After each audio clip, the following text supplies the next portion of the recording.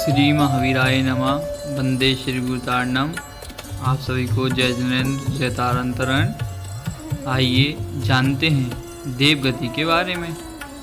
जहाँ रिद्धि आदि के योग से शारीरिक सुख के सब साधन सहज में उपलब्ध हो, उसे देवगति कहते हैं। देवगति पुण्य के उदय से होती है, जैसे संयम तप करने से प्राप्त होती है। देवगति में वैक्रियक शरीर होता है, वहाँ गर्भ जन्म नहीं होता, उत्पात शैया पर जन्म होता है। नरक में बिलों में जन्म होता है। मनुष्य और तिर्यंच गति में गर्भ और सम्मूर्छन जन्म होता है। सम्मूर्छन जन्म मतलब हवा पानी के संयोग से होने वाला जन्म सम्मूर्छन जन्म होता है। देवों के चार भेद हैं: भवनवासी, व्यंतर, ज्योतिष, वैमानिक। चार प्रकार के देवों में समान 10 भेद हैं। इंद्र, समानिक, त्रयास, त्रिंश, परिषद, आत्मरक्ष, लोकपाल, आनिक, प्रकरणिक, अभियोग, किल्विषिक। भवनवासी देवों के 10 भेद हैं। अभी अपन ने देवों के 10 भेद पढ़े और चार प्रकार के देवों में समान 10 भेद हैं। इसलिए अब भवनवासी देवों के 10 भेद: असुर कुमार, दूसरा नाग कुमार, तीसरा विद्युत कुमार, चौथा सौपर्ण कुमार, अग्नि कुमार, वात कुमार, स्तनित कुमार, उदधी कुमार, दीप कुमार, दिक् कुमार। व्यंतर देवों के 8 भेद होते हैं: किन्नर, किंपुरुष, महुरा, गंधर्व, यक्ष, राक्षस, भूत, पिशाच। इस प्रकार ये व्यंतर देवों के 8 भेद होते हैं। पहले नरक रत्नप्रभा की पृथ्वी के 3 भाग हैं: खर भाग, पंख भाग, अबहुल भाग। पहले और दूसरे भाग में व्यंतर और भवनवासी देवों के निवास हैं। तीसरे अबहुल भाग में प्रथम नरक के नारकी रहते हैं। यह व्यंतर और भवनवासी देव मध्यलोक की पृथ्वी के वृक्ष, कोठर, शमशान और सूने घरों में भी रहते हैं। इनकी आयु कम से कम 10,000 वर्ष और अधिक से अधिक 1 सागर होती है। ज्योतिष देवों के 5 भेद हैं। ज्योतिष देव कौन कौन से हैं देखना: पहला सूर्य, दूसरा चंद्रमा, तीसरा ग्रह, चौथा नक्षत्र और प्रकरणक अर्थात तारे। ये ज्योतिष देवों के 5 भेद हैं।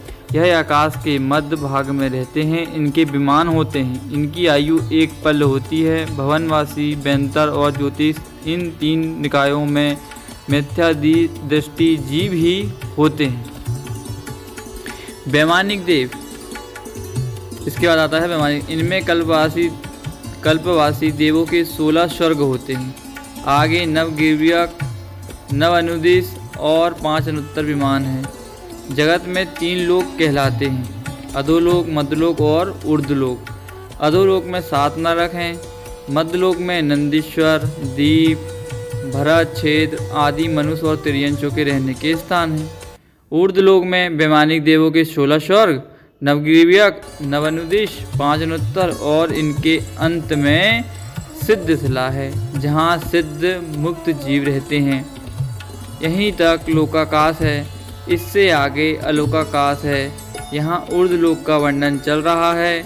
कल्पवासी ऊर्ध्वलोक अथवा कल्पवासी 16 स्वर्ग के नाम, जो कल्पवासी 16 स्वर्ग हैं, 16 स्वर्ग हैं अपने जो ऊर्ध्वलोक में हैं, तो उनके नाम हैं: पहला है स्वधर्म, ईशान, सनत कुमार, महेंद्र, ब्रह्म, ब्रह्मोत्तर, लांतव, कपिष्ठ, शुक्र, महाशुक्र, सातार, सहसार, 13वां अनंत, 14 प्राणत, 15वां आरण और 16वां अच्युत। 16 स्वर्ग के देव कल्पवासी देव कहलाते हैं। 16 स्वर्ग के जो देव हैं वे कल्पवासी देव कहलाते हैं। इनके 16 स्वर्ग विमान होते हैं। यहाँ मिथ्या दृष्टि और सम्यक दृष्टि दोनों ही प्रकार के जीव होते हैं। यहाँ की आयु 2 सागर से लेकर 22 सागर तक होती है। यहाँ तक देव और देवी दोनों प्रकार के जीव होते हैं। स्वर्गों में कोई नपुंसक नहीं होता। यह सब पीत पद्म शुक्ल लेश्या वाले होते हैं। इससे आगे कल्पातीत देव विमान होते हैं। नवग्रीवक के नाम सुदर्शन पहला, दूसरा अमोघ, तीसरा सुप्रबोध, यशोधर, पांचवा सुभद्र, छठवा विशाल, सातवां सुमन, आठवां सोमन और नौवा है प्रणतिकर। नवग्रीवक में शुक्ल लेश्या होती है। यहाँ तक मिथ्या दृष्टि जीव भी जाते हैं। इनकी आयु 22 सागर से 31 सागर तक होती है। कितने सागर? 22 सागर से 31 सागर तक होती है।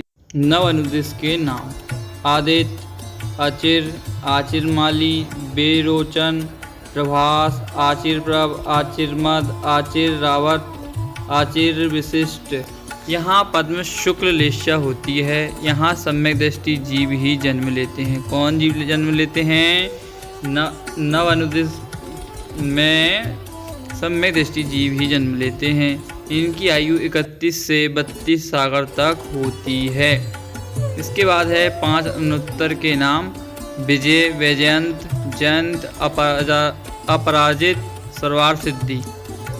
यहाँ परम शुक्ल लेश्या होती है। यहाँ एक भवतारी सम्यक दृष्टि जीव ही आते हैं। यहाँ की आयु 33 सागर होती है। यहाँ से जाने के बाद मनुष्य भव से जीव परंपरा से निर्वाण पद को प्राप्त होते हैं। देव, नारकी, त्रियंच, यह कोई भी सीधे मोक्ष नहीं जा सकते। एकमात्र मनुष्य भव ही ऐसा है जहाँ से जीव सीधे मोक्ष जा सकते हैं। देवों के बारे में और कुछ विशेष बातें हैं। पवित्र वैकृतिक शरीर के धारी देव कभी भी मनुष्यों के अपवित्र औतारिक शरीर के साथ काम सेवन नहीं करते। देवों के मांस, मदिरा आदि का सेवन नहीं होता। देवों को कंठ से झरने वाला अमृत का ही आहार होता है। कल्प वृक्षों से उनकी सब इच्छाओं की पूर्ति होती है।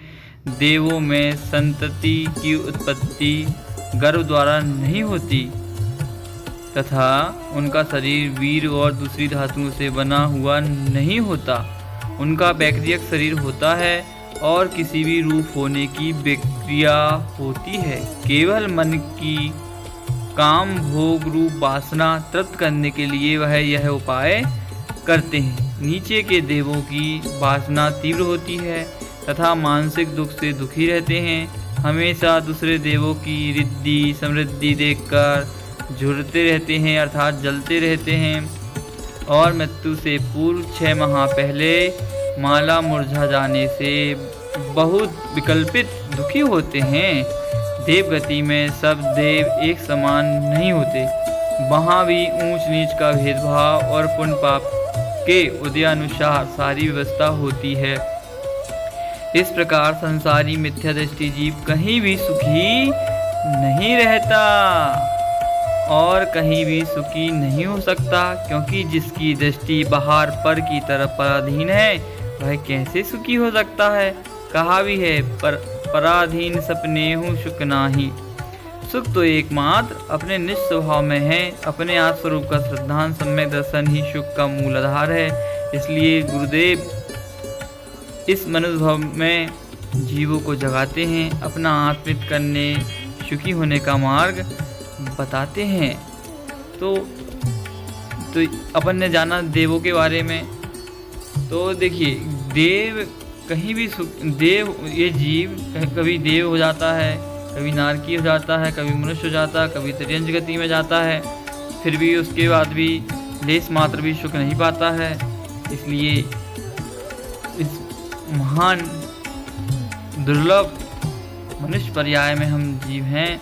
हम सब कुछ जान रहे हैं, समझ रहे हैं और ये मनुष्य दुर्लभता से ये मनुष्य पर्याय मिली है।